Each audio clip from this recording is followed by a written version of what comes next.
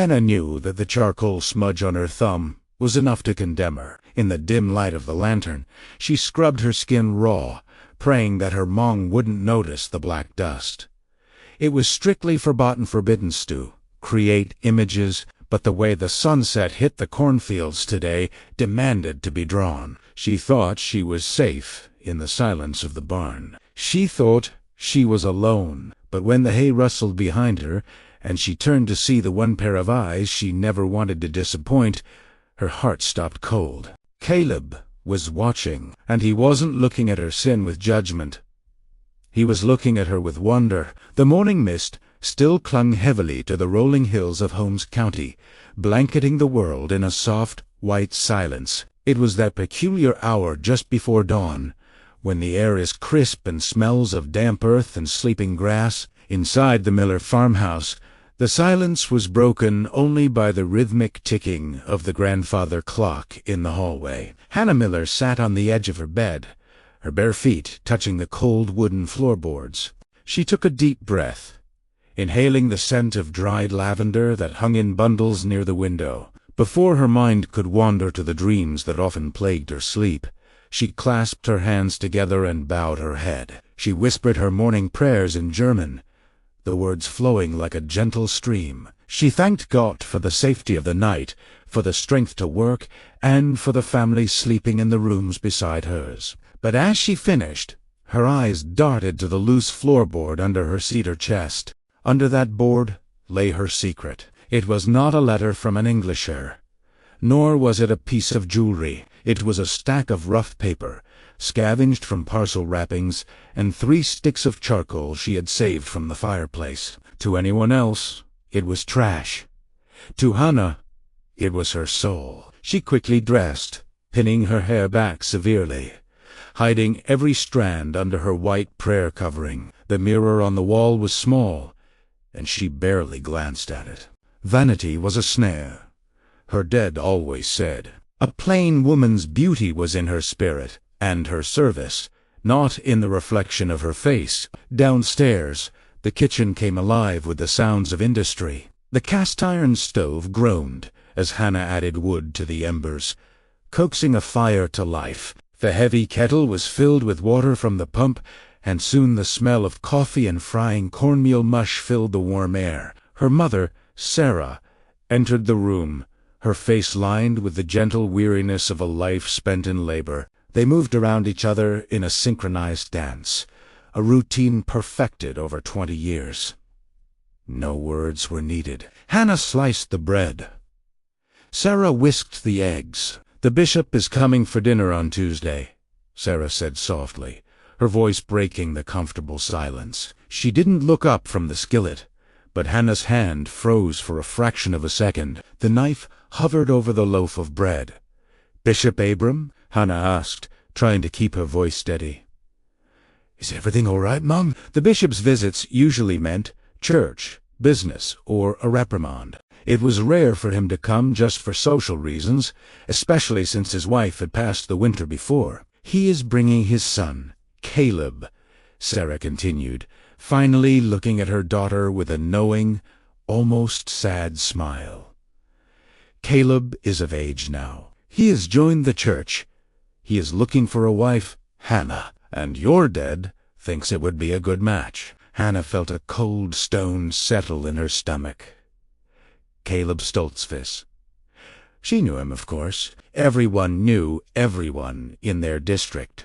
He was tall, serious, and kind. He was being groomed to be a deacon, perhaps even a minister one day. He was the epitome of a good Amish man. But to marry Caleb meant a life of intense scrutiny. As a minister's wife, she would have to be perfect. There would be no room for secrets, no room for loose floorboards, no room for the sketches of birds and buggies that she hid in the dark. Later that morning, the sun had burned off the mist, revealing a sky of piercing blue. It was market day, and the buggy ride into town was a welcome relief from the tension in the kitchen. The rhythmic clop, clop, clop of the horses' hooves on the pavement was hypnotic. Hannah sat in the back of the buggy, holding a basket of fresh eggs and jars of apple butter. Her father, Amos, held the reins, his back straight and stoic. He hummed a hymn under his breath, a low rumble that vibrated through the wooden frame of the carriage. When they arrived at the market, the noise was overwhelming. Tourists, Englazars, were everywhere, with their bright clothes and flashing cameras. Hannah kept her head down, arranging her jars on the table. She focused on the work, on the exchange of coins and goods. "That's a fine color on those apples," a voice said. It was deep, gentle, and familiar. Hannah looked up to see Caleb standing there. He wasn't wearing his Sunday best, but his work clothes were neat, his straw hat shading his eyes. "It's just apple butter, Caleb," Hannah said, feeling a flush rise to her cheeks. She wiped her hands on her apron, suddenly conscious of the charcoal stain she hadn't quite managed to scrub off her thumb. "No," Caleb said, leaning in slightly, so only she could hear. "I mean the color. It's like the leaves in October. Deep and rusty." He looked at her, really looked at her, in a way that made Hannah feel exposed yet seen. Most men talked about the taste or the price. Caleb talked about the color. "I didn't know you noticed such things," Hannah whispered, glancing around to make sure her father was busy with a customer. It wasn't forbidden to speak to men, but a long conversation would draw eyes.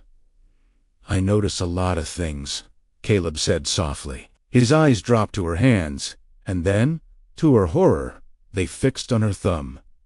He saw the black smudge. Hannah instinctively made a fist, hiding the evidence. Caleb didn't pull away. He didn't frown. Instead, a small, knowing smile played on his lips. "The burnt wood from the fire," he murmured. "It makes a good line on paper, doesn't it?" Hannah's heart hammered against her ribs. He knew. How could he possibly know? "I don't know what you mean," she stammered, her voice trembling. "I was cleaning the stove." "I saw you," Caleb confessed, his voice dropping to a whisper. "Last week, by the creek. You were drawing the bridge. I was delivering milk to the Yoders. I watched you for 10 minutes. Hannah, you have a gift." Tears pricked Hannah's eyes. It was a terrifying thing to be known. "It is a sin," she hissed, terrified her father would hear. "Graven images. It is pride." "I should burn them." "Is it pride to capture the beauty God created?" Caleb asked, his expression earnest. "Or is it a form of prayer?" Before she could answer, her father turned around, and Caleb stepped back, tipping his hat respectfully. "Good day, Hannah." The days leading up to the Tuesday dinner were filled with anxiety. Hannah tried to bury herself in chores. She scrubbed the floors until her knees ached. She canned 50 jars of peach, but every time she closed her eyes, she saw Caleb's face. Is it a form of prayer? On Tuesday evening, the house was spotless.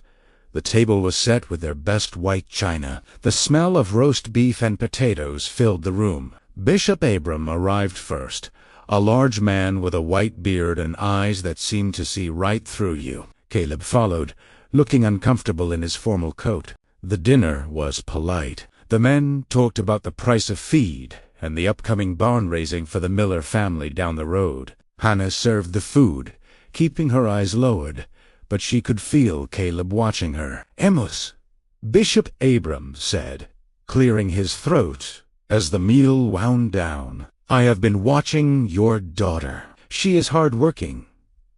Modus, she would make a fine helpmeet for a man of responsibilities." Hannah's father nodded, looking proud. "She is a good girl, Abram. We have raised her in the way." Suddenly, there was a loud crash from upstairs. Everyone froze. It sounded like something heavy had fallen. "The cat," Sarah said quickly, standing up. "I left the window open in the sewing room." "I will check," Hannah said, seizing the excuse to leave the table.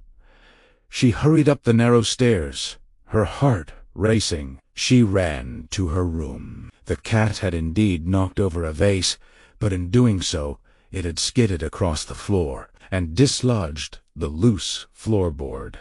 The papers were scattered everywhere, drawings of the barn, sketches of her mother's hands, a portrait of the old horse. They lay across the floor like a fan of evidence. Anna gasped, dropping to her knees to gather them frantically.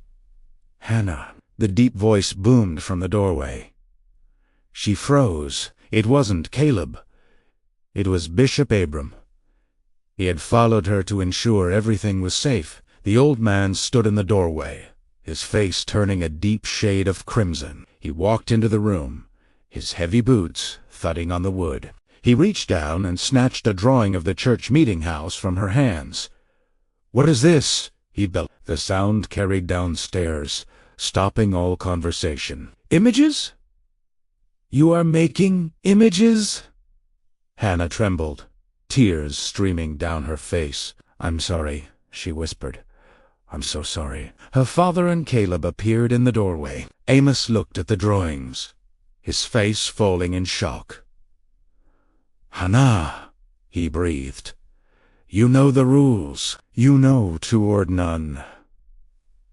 "This is idolatry," the bishop declared, crumpling the paper in his fist. "She is spending her time on vanity while she should be praying. And you want this woman for a wife, Caleb?" He turned to his son, his eyes blazing. The silence that followed was deafening. Hannah looked at Caleb, pleading with her eyes. "Please," she thought. "You understand." Caleb looked at the crumpled drawing. He looked at his father's angry face. He looked at Hannah, who was curled on the floor, broken. He took a step forward. "Dead," he started. "It is just... ... Silence." The bishop roared. "Do not defend sin, Caleb. If you are to lead this church one day, you must be firm." He turned back to Hannah's father. "Amos, this must be dealt with. She must be disciplined, and until she repents and destroys these... ... things, there can be no talk of marriage." The bishop stormed out, dragging Caleb with him. Caleb looked back once, his eyes full of pain and apology, before disappearing down the stairs. The next week was a nightmare. Hannah was placed under a strict ban by her father. She was not allowed to eat with the family. She was not allowed to speak unless necessary for work. Her drawings were burned in the wood stove, turning into ash and smoke. She felt hollow. It wasn't just the loss of Caleb, it was the loss of herself. She realized that without her art, the world looked gray. The colors didn't sing to her anymore. She moved through the motions of the day, like a ghost. On Sunday, she sat in the back of the church wagon. Isolated during the service, she couldn't bring herself to look up. She felt the weight of the community's judgment. They knew. In a community this small, everyone knew. After the 3-hour service, while the women were preparing the lunch, Hannah slipped away to the edge of the property, near the woods. She just needed to breathe.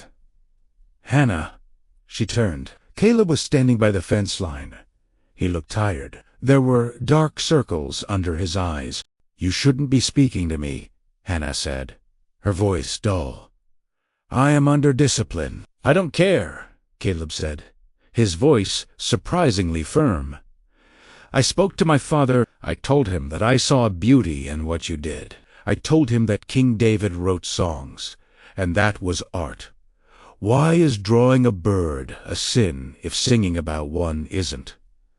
Hannah stared at him. No one argued with the bishop. "What did he say?" "He told me to pray for clarity," Caleb said with a bitter laugh. "But I have clarity. Hannah, I know what I want. I don't want a perfect Amish wife who follows every rule blindly. I want you. The you that sees the colors." "But we can't," Hannah cried softly. "If we marry, I have to stop. You are the bishop's son. You can't have a wife who draws." "Then maybe," Caleb said, reaching through the fence to take her hand. "I won't be the bishop's son. Maybe I'll just be Caleb." The suggestion hung in the air like a storm cloud. Leaving the Amish going, English was a decision from which there was no return. They would lose their families. They would be shunned forever. "I can't ask you to do that," Hannah said, pulling her hand away. "You love this life. You love the land. You love your faith." "I love you more," Caleb said. "Meet me tonight, midnight, by the covered bridge. If you come, we leave. We go Tohu, or maybe Indiana. We start over. You can paint every day." Hannah spent the rest of the day in turmoil. She looked at her mother, who was aging and needed help. She looked at her father, who, despite his strictness, loved her. Could she break their hearts? But then she looked at her empty hands, stained only with work, never with charcoal. Night fell. The house went quiet. The clock struck 11. Then, 11:30. Hannah packed a small bag. She put on her bonnet and shoes. She stood by the window. She looked out at the farm. The moon illuminated the fields. It was beautiful. If she left, she could paint this. But if she left, she could never be part of it again. She walked downstairs. The floorboard creaked. She froze. Hannah, it was her father. Amos was sitting in his rocking chair in the dark. He wasn't sleeping. "Dead," she whispered, terrified. "You are going to him," Amos said. It wasn't a question. His voice sounded old and brittle. I have to. Dead. I can't breathe here." Amos was silent for a long time. Then he stood up. He walked over to the mantelpiece and picked up something small. He walked over to Hannah and pressed it into her hand. It was a small box of colored pencils. English pencils. "Dead," Hannah gasped. "I found them in the field where the tourists picnic," Amos said gruffly. "I was going to throw them away. But I remember your grandmother, my mother." Hannah stared at him. "Grossmammy, she used to quilt," Amos said, looking out the window. "She made quilts that were too bright. The bishop then he told her to use brown and black. She became sad. She died sad." He looked at Hannah, his eyes wet. "I do not want you to die sad, Hannah." "But the Ordnung is to keep us together," Amos said. "But if it drives you away, then we are broken anyway." He took a deep breath. "Go to Caleb. Tell him he does not need to leave, and neither do you. But the bishop, I will speak to Abram," Amos said, his voice finding a new strength. "I am a deacon now. I have a voice too. We will find a way. Perhaps you do not draw in public. Perhaps you keep it for your children, but you stay. Please, Hannah. Stay." Hannah ran to the bridge. Caleb was there, the horse hitched to the buggy, ready to run. When he saw her, his face lit up. He reached out to help her in. "We have to hurry," he said. "No," Hannah said, breathless. She held up the box of pencils. "Look." She told him everything. Caleb listened, his expression changing from shock to relief. He climbed down from the buggy and pulled her into a hug, burying his face in her neck. "We can stay," he whispered. "We can try," she said. "It won't be easy. The bishop will be angry. People will talk. Let them talk." Caleb smiled, touching her face. "As long as I can see you, and you can see the colors." The farmhouse kitchen was warm and bright. A little girl, no older than 4, sat at the table. She was dipping her finger into a puddle of beet juice and smearing it on a piece of scrap paper. Hannah stood by the stove, holding a baby on her hip. She watched her daughter. The drawing was messy, a red swirl. "It's a rose, mon game," the little girl said proudly. "It is beautiful," Hannah said, kissing the top of her head. The back door opened, and Caleb walked in, shaking the snow off his coat.